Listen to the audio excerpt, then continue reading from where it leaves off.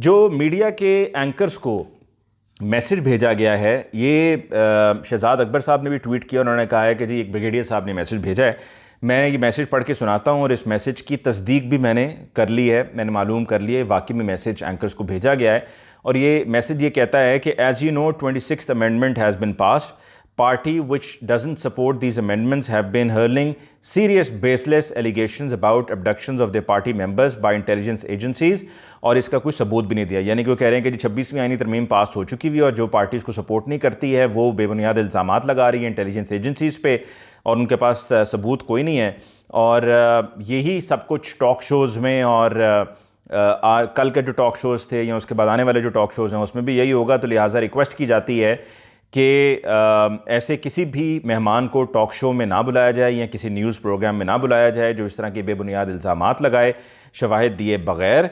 और क्योंकि किसी को भी इस तरह से किसी भी शख्सियत का या इदारे की तौहीन करने का की इजाज़त नहीं दी जा सकती है। तो ये मैसेज आया है जो कि तमाम मीडिया एंकर्स को भेजा गया है और ये एक प्रैक्टिस है, भेजे जाते हैं इस तरह के मैसेजेस और कहा जाता है, मना किया जाता है कि ऐसा नहीं करें वैसा नहीं करें, फ़लाँ मेहमान को ना बुलाएं। और अक्सर ऐसा होता है कि पीटीआई के लोगों के बारे में कहा जाता है कि जी फ़लाँ पीटीआई के बंदे को ना बुलाएं। और फिर कई मरतबा ऐसा भी होता है कि प्रेस कॉन्फ्रेंसेस भी जब होती हैं तो कहा जाता है फ़ोन करके कि भाई वो फ़लाँ की प्रेस कॉन्फ्रेंस होने जा रही है, आपने वो चलानी है, वो दिखानी है।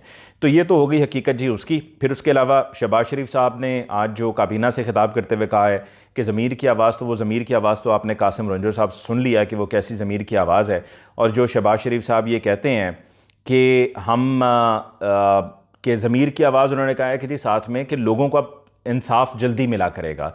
तो ये मैं आपको गारंटी से कहता हूँ कि ये महज ये सिर्फ झूठ है, उसके अलावा और कुछ भी नहीं है। क्योंकि लोग तो निचली अदालतों में रोल रहे होते हैं, सुप्रीम कोर्ट तो सबसे आखिर में आते हैं, तो निचली अदालतों में तो कुछ किया नहीं गया। ये तो सिर्फ ऊपर अपनी ज़रूरत के मुताबिक, अपनी कन्वीनियंस के मुताबिक ऊपर सुप्रीम कोर्ट में ये रद्दबदल किया गया है और ये आइनी बेंच और ये सारा कुछ किया जा रहा है। इससे एक आम आदमी को कोई रिलीफ नहीं मिलने वाला है। ये सब झूठ है जो कि शहबाज शरीफ साहब ने, प्राइम मिनिस्टर साहब ने कहा।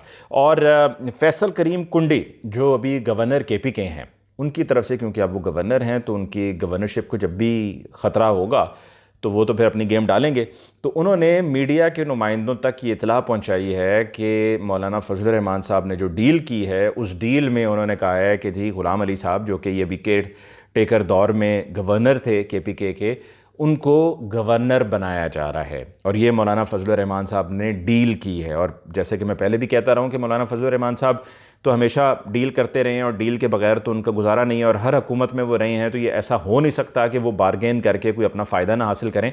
तो मौलाना फजल रहमान साहब ने ग़ुलाम अली साहब के लिए कहा है कि जी उनको गवर्नर बना दिया जाए। और ये फैसल करीम कुंडी जो अभी करंट गवर्नर हैं, उनकी चूँकि कुर्सी ख़तरे में है, गवर्नरशिप ख़तरे में है, तो उन्होंने मीडिया के नुमाइंदों तक ये तफसील पहुँचा दी। और फिर आखिर में जी रिचर्ड ब्रांसन जो कि दुनिया के अमीर तरीन लोगों में उनका शुमार होता है, वर्जिन ग्रुप के वो मालिक हैं, वर्जिन एयर है, वर्जिन ट्रेन है, फिर इसके अलावा वर्जिन म्यूज़िक है और भी बेशुमार बिजनेसेस हैं, उसके ये मालिक हैं। और उन्होंने भी इमरान खान साहब की रिहाई के लिए मुतालबा किया है ट्वीट करके। और उन्होंने कहा है कि इमरान खान साहब को रिहा किया जाए और उनके साथ जो सलूक किया गया है वो गलत है, नामुनासिब है।